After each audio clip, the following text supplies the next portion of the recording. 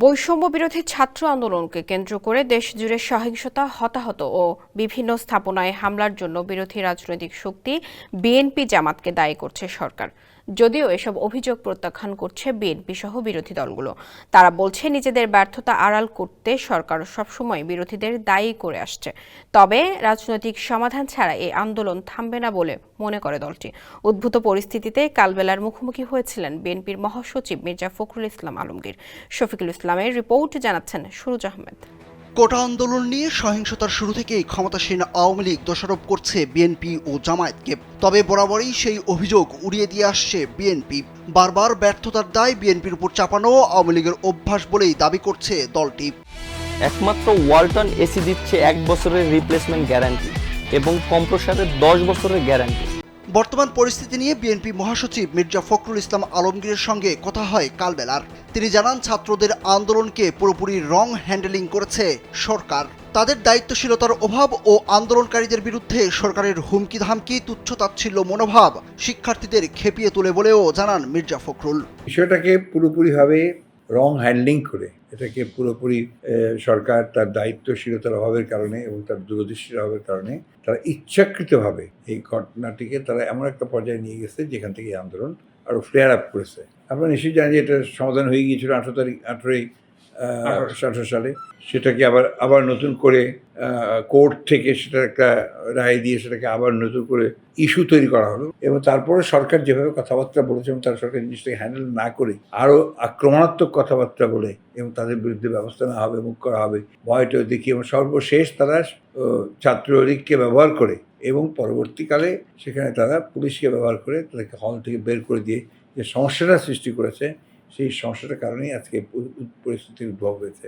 আন্দোলন সারা দেশে ছড়িয়ে পড়ার কারণ হিসাবে মির্জা ফখরুল ইসলাম বলেন, আন্দোলনকারী ছাত্রদের উদ্দেশ্যে সংবাদ সম্মেলনে প্রধানমন্ত্রী ব্যঙ্গাত্মক ও উস্কানিমূলক বক্তব্যে উত্তেজনা সৃষ্টি হয়।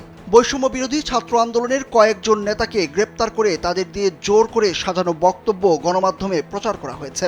সরকার নিজেই ছাত্রলীগকে আন্দোলনকারীদের প্রতিপক্ষ বানিয়েছে, এমনকি লেলিয়ে দিয়েছে নিরীহ ছাত্রদের বিরুদ্ধে, যে কারণে সারা দেশে শিক্ষার্থীদের আন্দোলন ছড়িয়ে পড়ে বলেও জানান বিএনপি মহাসচিব। মির্জা ফখরুল ইসলাম আরও বলেন, আন্দোলনে শত শত ছাত্র ও জনতা মারা গেছে, সেটাকে আমলে না নিয়ে স্থাপনা ভাঙচুরকে তারা হাইলাইটস করছে।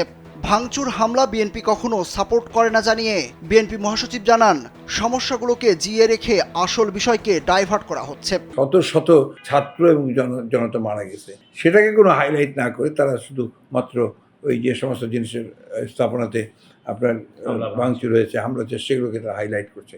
অবশ্যই সেটা আমরা কখনোই সাপোর্ট করি না, কিন্তু যাদের এতগুলো প্রাণ চলে গেল, এতগুলো ছাত্রের প্রাণ গেল, সেখানে কিন্তু আপনার কোনো কিছু বলছে না এবং সেভাবে সামনে সেটাকে নিয়েও আসছে না। যেভাবে এটা সমাধান করেছে, এখন তো ছাত্ররা বড় অংশ বলছে যে আমরা এটা পুরোপুরি মেনে নিচ্ছি না। তো এখন সেই সমস্যাটা থেকেই গেল, ছাত্রদের সঙ্গে কোনো আলোচনা না করেই যে সমস্যাগুলো তারা তৈরি করছে, সেই বিষয়টা কিন্তু আমি মনে করি অত্যন্ত উদ্দেশ্যপ্রণোদিত। এই সমস্যাগুলোকে জিয়ে আসল যে বিষয়টা সেটাকে ডাইভার্ট করা হচ্ছে, সেটা হচ্ছে এরা একটা সম্পূর্ণভাবে অবৈধ সরকার, নির্বাচন ছাড়াই তারা এসছে, নির্বাচনটাকে অ্যাভয়েড করার জন্যই তারা এই সমস্ত কথা বলছে।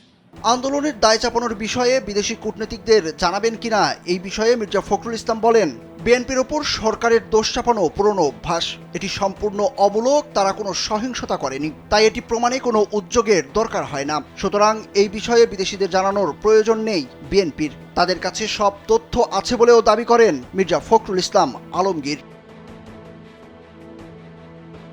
সুরুজ আহমেদ, কালবেলা।